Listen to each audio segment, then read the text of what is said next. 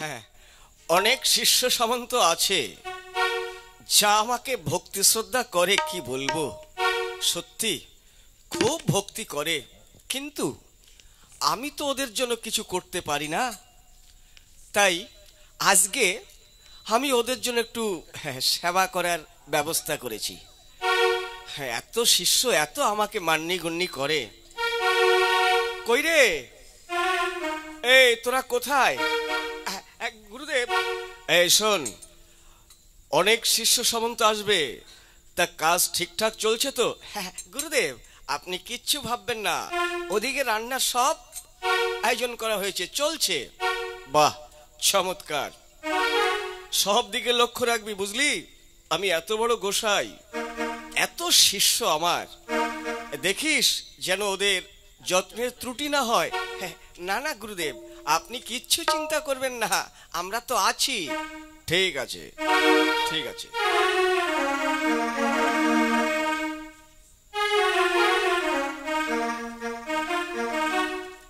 কই রে, তোর কাজ চলছে তো? হ্যাঁ হ্যাঁ গুরুদেব, হ্যাঁ কোনো চিন্তা করবেন না, আমি সব দেখাশোনার দায়িত্ব নিচ্ছি, আপনার কোনো চিন্তা নেই। ঠিক আছে, শোন, জানিস তো কত শিষ্য সামন্ত আসবে, কত শিষ্য আসবে? ঠিক আছে গুরুদেব, আপনি তার জন্য কোনো চিন্তা করবেন না, আমরা তো আছি, আপনি নিশ্চিন্ত মনে থাকুন। ঠিক আছে, ঠিক আছে, দেখ সব কাজগুলো দেখাশোনা কর।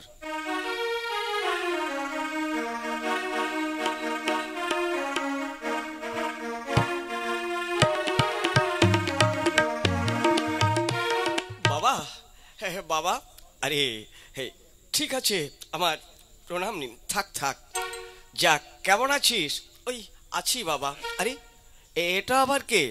হ্যাঁ বাবা, এই তো কয়েকদিন আগে বিয়ে করলাম, মানে আমার বউ। হ্যাঁ বাবা, তা আমার যখন বউ, তা তোমারও তো বউ। এই হারামজাদা, উল্টা পাল্টা বলছিস? না বাবা, হ্যাঁ মানে আমার বউ। ওরে, উল্টা পাল্টা কেন বলছিস? হ্যাঁ, আমার প্রণাম নিন। থাক মা, বেঁচে থাকো। তা কি এনেছিস? এই যে গুরুদেব, এই দেখুন, এই ব্যাগে অনেক কিছু আছে, আর এই নিন 500 টাকা। সে কি রে, এই মাত্র 500 টাকা? এক গুরুদেব, সবই তো বুঝতে পারছেন, এখন খুব একটা অবস্থা ভালো নেই, তাই আর কি। ঠিক আছে, ঠিক আছে, যা বাবা, তোরা ভিতরে যা, তোদের সব আয়োজন করা হয়েছে। ঠিক আছে গুরুদেব, এসো এসো। হারামজাদা, এত আয়োজন করলাম, মাত্র 500 টাকা? কি বলবো, এই জন্য কি আমি এত বড় আয়োজন করেছি? হারামজাদা।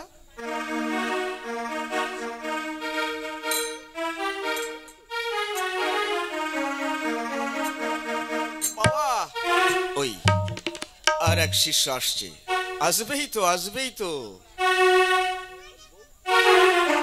বাবা, হ্যাঁ, আমার প্রণাম নিন বাবা। থাক বাবা, বেঁচে থাক, বেঁচে থাক। তা আসতে কোনো অসুবিধা হয়নি তো? হ্যাঁ না বাবা। এইটা আবার কে রে? বাবা, এই তো আমার বউ। ও, আমার প্রণাম নিন। থাক মা, বেঁচে থাকো, বেঁচে থাকো। তা কিছু এনেছিস? না বাবা, এমন কিছু আনতে পারিনি, এখন তো অবস্থা খুব একটা ভালো নয়, তাই এই যে 200 টাকা নিন। কি, মাত্র 200 টাকা? বাবা, পরে দেখছি। ঠিক আছে, ঠিক আছে, যা, তোরা এখন ভিতরে যা। আচ্ছা বাবা, আমরা আসছি।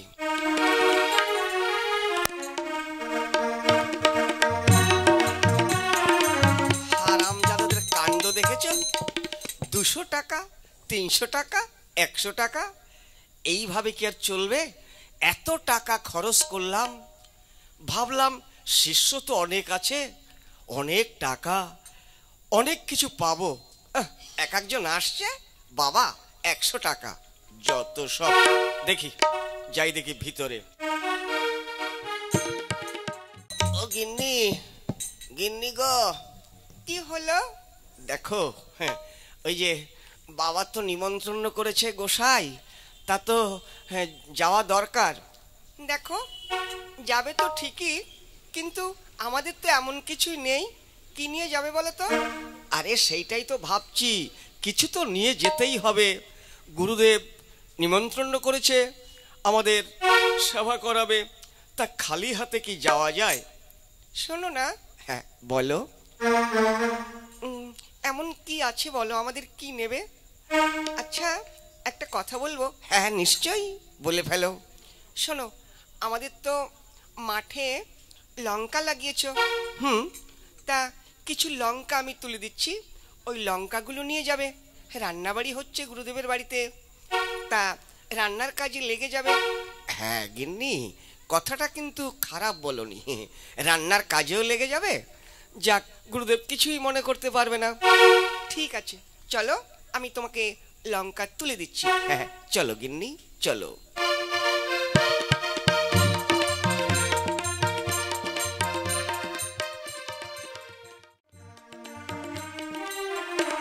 যাক, কাজ ঠিকঠাক চলছে, কিন্তু আমারই তো বেঠিক। এক এক বাবু আসছে, আর কিছুই নেই। 50 টাকা নাও, 100 টাকা নাও। ওরে হারামজাদার দল, এই জন্যই কি আমি এত বড় আয়োজন করেছি? গুরুদেব, গুরুদেব, ওই আমার প্রণাম নিন বাবা। ঠিক আছে, সুখে থাকো। তা বাবা, হ্যাঁ বাবাজি, তা কি এনেছো? ওটা কি বাবা?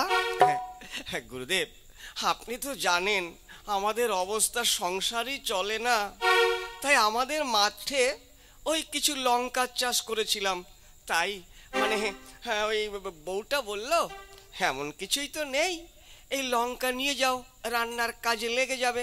তাই লঙ্কা নিয়ে এলাম, খুব লঙ্কা, খুব ঝাল বাবা।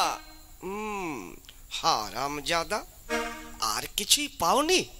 গুরুদেবের বাড়িতে এসছো ঝাল লঙ্কা নিয়ে? হারামজাদা। বাবা, তা কোথায় রাখবো?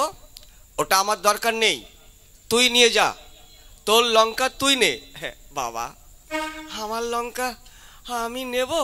হ্যাঁ, ওটা আমার দরকার নেই, তোর লঙ্কা তুই নে। হ্যাঁ বাবা, আমি আমি নিয়ে যাব। হ্যাঁ বললাম তো, তোর লঙ্কা তুই নিয়ে যা। তা আমি নিয়ে কি করব বাবা? ওরে হারামজাদা, আর তো সহ্য করতে পারছি না, শুধু লঙ্কা নিয়ে এসছে।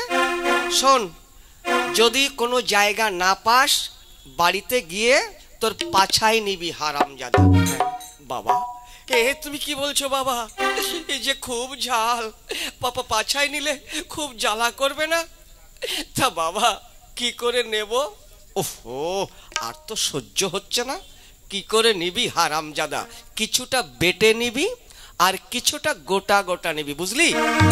ঠিক আছে বাবা, আপনি আমার বাবা। গুরুদেব, আপনার কথা তো অমান্য করতে পারি না বাবা। ঠিক আছে, আমি তাহলে লঙ্কা নিয়ে গিয়ে বাড়িতে গিয়ে ভালো করে বেটে পাছায় লাগিয়ে দেবো। কিন্তু বাবা, আমার যে ভয় ভয় করছে। হ্যাঁ, কিসের ভয়? যা ঝাল বাবা। ওরে বাবা রে, পাছায় নিলে বাজবো তো। বাবা যখন বলেছে নিতেই হবে, উপায় নেই, যাই আমি বাড়িতে ফিরে যাই। হারামজাদার দল, লঙ্কা নিয়ে এসেছে গুরুদেবের বাড়ি, আর কিছু খুঁজে পাওনি? হারামজাদার দল, যত সব। কই স্বামীটা তো গেল, এখনো তো এলো না। হগিন্নি, এসে পড়েছি। এ কি, তুমি লঙ্কা আবার ফিরিয়ে আনলে? ওরে গিন্নি, কি বলবো, আমি তো নিয়ে গেছিলাম, কিন্তু গুরুদেব বলল তোর লঙ্কা তুই নিয়ে যা। সে কি? আরে হ্যাঁ, আমি বললাম বাবা নিয়ে কি করব, কোথায় রাখবো, কোথায় নেব, তাই বলল যা তোর পাছাই নিবি।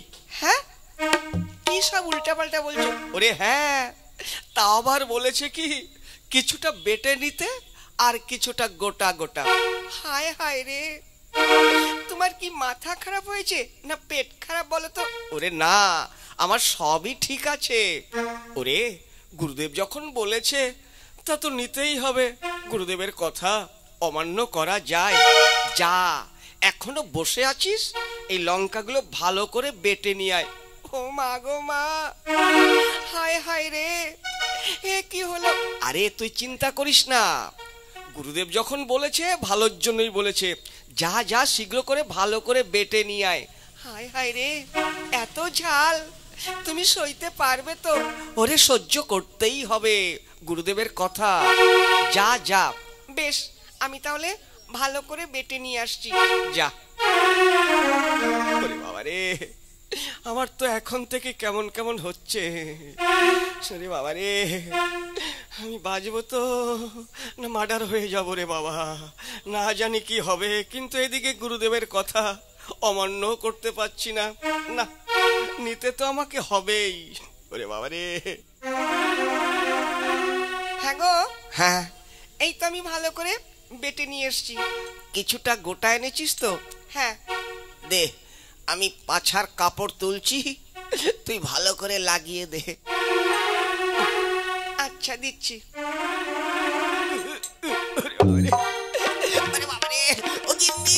ওরে বাবা রে, মা গো গেছি রে, ও বাবা গো। ওরে গিন্নি, তুই কি করলি রে? বাবা রে, আমি কি করব, তুমি তো বললে। ওরে ওরে বাবা রে, ও বাবা গো, ও গিন্নি, আমি আর পারছি না, ওরে জ্বালা করছে। ওরে বাবা, ওরে আমি কি করব রে, কোথায় যাব রে বাবা রে। ও গিন্নি, তুই ঘরে যা, আমি যাই বাবা গুরুদেবের কাছে পরামর্শ নিতে। ওরে বাবা রে, চলে গেল, পুড়ে গেল, মা গো গেছি রে।